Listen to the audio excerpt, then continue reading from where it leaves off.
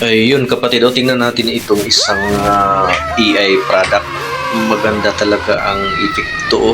Parang magpaaliw ng mga bata. So, parang ito talaga ang mag-train yung mga ganong mga system sa pag-create ng video. So, ano pang hinihintay nyo? Paki-comment kung anong masabi nyo. Kasi ako may masabi talaga ako sa mga AI na katulad ng mga ganito.